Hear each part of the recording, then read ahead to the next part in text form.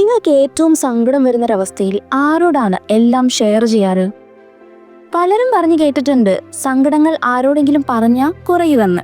പക്ഷെ എനിക്ക് മാത്രമാണോ എന്നറിയില്ല, എന്തെങ്കിലും വിഷമം വന്നാൽ അതെങ്ങനെ മറ്റൊരാളോട് പറയണമെന്ന കാര്യത്തിൽ ഇന്നും വലിയ അറിവൊന്നുമില്ല. പറഞ്ഞാൽ കേൾക്കുന്ന ആൾ എന്തേലും വിചാരിക്കുമോ എന്നാലോചിച്ച് ബാക്കി സമാധാനം കൂടി പോകും എന്നുള്ളതാണ് എൻ്റെ കാര്യത്തിൽ എപ്പോഴും നടക്കാറ്. പക്ഷെ ഞാൻ ആദ്യമായി എനിക്കൊന്നും ശരിയാവുന്നില്ല, ഞാൻ ആഗ്രഹിക്കുന്ന ഒന്നും നടക്കുന്നില്ല എന്നൊക്കെ പരാതി പറഞ്ഞ ഒരു സ്ഥലമുണ്ട്.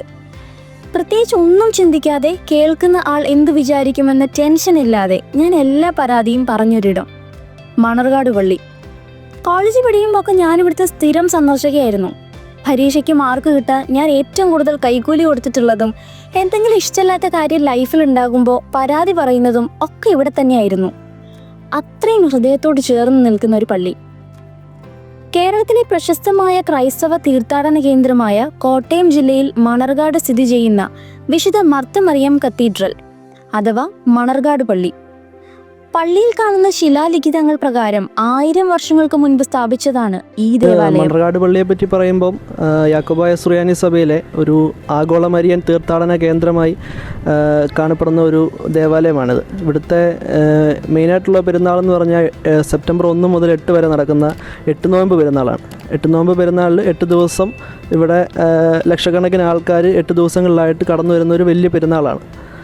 അതാണ് ഇവിടുത്തെ മെയിൻ പെരുന്നാൾ എന്ന് പറയുന്നത്. അതല്ല, നമുക്ക് മെയ് മാസത്തിൽ ഗിവറീസാദയുടെ ഒരു പെരുന്നാൾ വരുന്നുണ്ട്.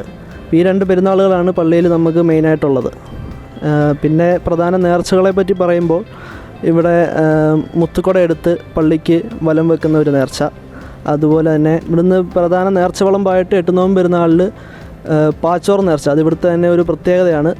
നമ്മൾ പാച്ചോറ് പ്രിപ്പയർ ചെയ്ത് നേർച്ച കൊടുക്കുന്ന 8-ാം തീയതി 8 നോയമ്പ് പെരുന്നാളിലെ അവസാന ദിവസമായ 8-ാം തീയതി നമ്മളിവിടുന്ന് കൊടുക്കുന്നത് പ്രധാന നേർച്ചയാണ്. നമുക്കിവിടെ ഈ മുത്തുക്കുട എടുത്ത് വലം വെക്കുന്നതിൻ്റെ കൂടെ തന്നെയുള്ള ഒരു നേർച്ചയാണ് ഈ ആൾ രൂപം എന്ന് പറയുന്നത്. പല കാര്യങ്ങൾക്ക് ഇപ്പം കൈയുടെ രൂപം, അതല്ലെങ്കിൽ വീട്, തൊട്ടിൽ, അതുപോലെ പല രൂപത്തിലുള്ള രൂപങ്ങൾ എടുത്തു വെച്ച് പ്രാർത്ഥിക്കുന്ന ഒരു നേർച്ച ഇവിടെ ഉള്ളതാണ്. ഇപ്പം സർപ്പദോഷമൊക്കെ, അങ്ങനെ വീടിൽ പാമ്പ് വരുന്നു, അങ്ങനെയുള്ളവർക്കൊക്കെ പാമ്പിൻ്റെ രൂപം വെച്ചിട്ടുള്ള ആൾ രൂപങ്ങളൊക്കെ ഇവിടെ ലഭിക്കുന്നതാണ്. പിന്നെ നമുക്ക് കുർബാനപ്പണം എഴുതുന്നുണ്ട്. കുർബാനയിൽ പേര് ഓർത്ത് പ്രാർത്ഥിക്കാൻ വേണ്ടി എല്ലാവരും പേര് തരുന്നു. നമുക്കൊരു 5 രൂപ റേറ്റിൽ കുർബാന എഴുതിക്കാനുള്ള സൗകര്യമുണ്ട് അവിടെ.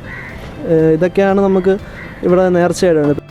ആദ്യം പനമ്പിലും മുളയിലും പണിയപ്പെട്ടിരുന്ന ഈ ദേവാലയം പല പ്രാവശ്യം പുതുക്കി പണിയുകയും നവീകരിക്കുകയും ചെയ്തിട്ടുണ്ട്. മണർകാട് പള്ളിയുടെ പടിഞ്ഞാറ് വശത്തായുള്ള കൽക്കുരിശിന് പള്ളിയോളം പഴക്കമുള്ളതായി കരുതപ്പെടുന്നു. മുകളിൽ കാണുന്ന അത്രയും നീളം താഴേക്കുമുണ്ടെന്ന് വിശ്വസിക്കപ്പെടുന്ന ഈ കുരിശുമായി ബന്ധപ്പെട്ട് ധാരാളം ഐതിഹ്യങ്ങളും നിലവിലുണ്ട്. അവയിലൊന്ന് ഈ കുരിശ് സ്ഥാപിക്കുന്നതുമായി ബന്ധപ്പെട്ടാണ്. ഇത്ര വലിയ കൽക്കുരിശ് ഉയർത്തുന്നതിന് ആനയുടെ സഹായം ആവശ്യമുണ്ടായിരുന്നതിനാൽ 6 കിലോമീറ്റർ അകലെ പുതുപ്പള്ളിയിൽ ഉണ്ടായിരുന്ന ആനയെ കൊണ്ടുവരാൻ പള്ളി അധികാരികൾ താൽപ്പര്യപ്പെട്ടെങ്കിലും ഉടമ ആനയെ വിട്ടുകൊടുത്തില്ല. നിരാശരായി മടങ്ങിയെത്തിയ പള്ളിയുടെ ചുമതലക്കാർ കുരിശ് സ്ഥാപിക്കാൻ വേണ്ടി നിർമ്മിച്ച കുഴിയിൽ കുരിശ് നിവർന്നു നിൽക്കുന്നതും തങ്ങൾ അന്വേഷിച്ചു പോയ ആന കുരിശിന് ചുവട്ടിൽ കൊമ്പ് കുത്തി നിൽക്കുന്നത് കണ്ട് ആശ്ചര്യപ്പെട്ടുവെന്നും ചങ്ങല പൊട്ടിച്ച് ഓടിയെത്തിയ ആനയെ ഉടമയെത്തി തിരികെ കൊണ്ടുപോയി എന്നുമാണ് ഐതിഹ്യം. ഈ ഐതിഹ്യത്തെക്കാൾ അത്ഭുതപ്പെടുത്തിയ ഒരു സംഭവമുണ്ട് ഈ കുരിശിനെ കുറിച്ച്. അതും കുറച്ച് വർഷങ്ങൾ മാത്രം മുൻപ് നടന്ന ഒരു സംഭവം. ഇപ്പം കൽക്കുരിശിനെ പറ്റി പറയുകയാണെങ്കിൽ ഇവിടെ ഒരു കുറച്ച് ഒരു 2010 കറക്റ്റ് ഡേറ്റ് ഞാൻ ഓർക്കുന്നില്ല. കൽക്കുരിശിൽ നിന്നൊരു സുഗന്ധതൈലം ഒഴുകിയ ഒരു അത്ഭുതം 17 അതെ, സുഗന്ധതൈലം ഒഴുകുന്ന ഒരു അത്ഭുതം നടന്ന ഒരു കൽക്കുരിശാണ്. അപ്പം അതിൻ്റെ നല്ല ആൾക്കാർ കുറേ പേര് വരുന്ന ഒരു കൽക്കുരിശിൽ എണ്ണ എടുക്കാൻ വേണ്ടി തന്നെ ആൾക്കാർ വരുന്നുണ്ട്. ആഗോള മരിയൻ തീർത്ഥാടന കേന്ദ്രമായ ഈ പള്ളിയിൽ 12 കരകളിലായി 2500 കുടുംബങ്ങളുണ്ട്. ഇത്രയും ഭംഗിയായി ഇവിടെയുള്ള ഓരോരുത്തരെയും മുന്നോട്ട് കൊണ്ടുപോകാൻ കഴിയുന്നത് എന്തുകൊണ്ടാണെന്നോ, പള്ളിയിലെ ഓരോ സംഘടനകളും അത്രയും കാര്യപ്രാപ്തിയോടെ പ്രവർത്തിക്കുന്നത് കൊണ്ടുകൂടിയാണ്. നമുക്കിവിടെ പള്ളിയിലെ ഒരു യാക്കോബായ സഭയുടെ യൂത്ത് അസോസിയേഷൻ്റെ ഒരു യൂണിറ്റ് നമുക്ക് മണർകാട് പള്ളിയിൽ പ്രവർത്തിക്കുന്നുണ്ട്. ഇത് നമ്മൾ 1968 മുതൽ സ്ഥാപിതമായിട്ടുള്ള ഒരു യൂത്ത് അസോസിയേഷൻ. ഇപ്പം അതുപോലെ നമ്മൾ പള്ളിയുമായിട്ട് ബന്ധപ്പെട്ട് ആത്മീയമായിട്ടും അല്ലാതെ സാമൂഹികപരമായിട്ടുള്ള പല പ്രവർത്തനങ്ങൾ കൊണ്ട് നടത്തുന്ന ഒരു യൂത്ത് അസോസിയേഷനാണ്. പിന്നെ നമുക്ക് പ്രധാനമായിട്ട് ചാരിറ്റി വർക്ക് തന്നെയാണ് നമ്മുടെ ഇതിൽ വരുന്നത്. നമ്മൾ എല്ലാ വർഷവും നമ്മൾ പള്ളിയിലെ ഒരു ക്രിസ്മസ് പ്രോഗ്രാം ഡിസംബർ 23 നമ്മൾ യൂത്ത് അസോസിയേഷൻ്റെ ആഭിമുഖ്യത്തിലാണ് നടത്തുന്നത്. അത് നമ്മൾ മെയിനായിട്ട് മന്ത്രിമാർ അതുപോലെയുള്ള വിശിഷ്ട വ്യക്തികളെയൊക്കെ ഗസ്റ്റായിട്ടൊക്കെ വിളിച്ചെടുക്കുന്നതാണ്. അപ്പോൾ അതിൽ നമ്മളൊരു ക്രിസ്മസ് ചാരിറ്റി ആയിട്ട് എല്ലാ വർഷവും ഒരു ചാരിറ്റി പ്രവർത്തനം നടത്താറുണ്ട്. അപ്പം ഒരു 4-5 വർഷമായിട്ട് നമ്മൾ നിർധനരായിട്ടുള്ള വൃക്കരോഗികൾക്ക് ഡയാലിസിസ് കിറ്റുകൾ കൊടുത്തു വരുന്നുണ്ട്. അതിപ്പോൾ ഒരു 5000-ലേറെ ആൾക്കാർക്ക് നമുക്ക് ഈ ഒരു 4-5 വർഷം കൊണ്ട് കൊടുത്ത് തീർക്കാൻ സാധിച്ചിട്ടുണ്ട്. അതിപ്പോഴും കണ്ടിന്യൂ ചെയ്തുകൊണ്ടിരിക്കുകയാണ്.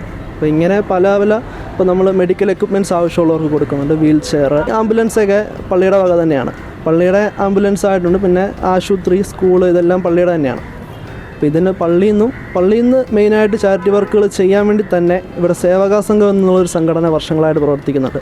അതിലൂടെ വിവാഹ സഹായം, വീട് വെച്ച് കൊടുക്കൽ, ചികിത്സാ സഹായം, വിദ്യാഭ്യാസ സഹായം, അങ്ങനെ പലതും പള്ളി വരി ചെയ്തു പോകുന്നുണ്ട്. നമ്മൾ ഒരു 4-5 വർഷമായിട്ട് ഡയാലിസിസ് കിറ്റുകളാണ് കൊടുക്കുന്നത്. അതിനു മുമ്പ് ഇതുപോലെ വീൽ ചെയർ ആവശ്യമുള്ളവർക്കും അതുപോലെ സ്ട്രെച്ചർ, ക്രഞ്ചസ് ആവശ്യമുള്ളവർക്കൊക്കെ നമ്മൾ കൊടുക്കാറുണ്ട്. നമുക്കിപ്പം നിലവിൽ ഒരു 200-നടുത്ത് മെമ്പേഴ്സാണ് നിലവിൽ ആക്റ്റീവായിട്ടുള്ളത്. മലങ്കര സഭയിൽ ആദ്യം 8 നോമ്പ് ആചരണം ആരംഭിച്ചത് മണർകാട് പള്ളിയിലാണെന്ന് വിശ്വസിക്കപ്പെടുന്നു. സെപ്റ്റംബർ 1 മുതൽ 8 വരെ വിശുദ്ധ മറിയാമിന്റെ ജനനത്തിന്റെ സ്മരണ കൊണ്ടാടുന്ന 8 നോമ്പ് ആചരണമാണ് ഇവിടുത്തെ ഏറ്റവും പ്രധാനപ്പെട്ട പെരുന്നാൾ. ഈ കാലയളവിൽ ധാരാളം ഭക്തജനങ്ങൾ ഇവിടെ എത്താറുണ്ട്. 8 നോമ്പ് പെരുന്നാളിലെ 7-ാം ദിവസം മധ്യാഹ്ന പ്രാർത്ഥനയ്ക്ക് ശേഷം പ്രധാന ത്രോണോസിന് മുകളിൽ പ്രതിഷ്ഠിച്ചിട്ടുള്ള മാതാവിന്റെയും ഉണ്ണിയേശുവിന്റെയും പ്രസിദ്ധമായ ചിത്രം വിശ്വാസികളുടെ ദർശനത്തിന് തുറന്നു കൊടുക്കുന്ന ചടങ്ങാണ് നട തുറക്കൽ. വർഷത്തിൽ ഒരിക്കൽ മാത്രം തുറക്കുന്ന ഈ ചിത്രം 7 ദിവസങ്ങൾ മാത്രമാണ് ദർശിക്കാനാവുക. പള്ളിയുടെ സ്ഥാപനത്തിന് കാരണമായ ദർശനത്തെ അനുസ്മരിപ്പിക്കുന്ന ചടങ്ങ് കൂടിയാണിത്. വിശ്വാസികളെ ഇവിടേക്ക് ആകർഷിക്കുന്നതും ഇതുതന്നെയാണ്. മുഖ്യമായും അരിയും ശർക്കരയും തേങ്ങയും ചേർത്തുണ്ടാക്കുന്ന പാച്ചോർ പെരുന്നാളിന്റെ 8-ാം നാൾ നടക്കുന്ന ഒരു നേർച്ചയാണ്. അങ്ങനെ ഇന്നത്തെ ഷൂട്ട് കഴിഞ്ഞു. ഇനിയും എത്രയോ പരാതികളും പരിഭവങ്ങളും കേൾക്കാൻ മാതാവ് ഇവിടെ തന്നെയുണ്ടെന്ന് ഉറപ്പിച്ച് ഞങ്ങൾ മടങ്ങി. വീഡിയോ ഇഷ്ടമായാൽ please like, share, subscribe and comment your opinion. Thank you.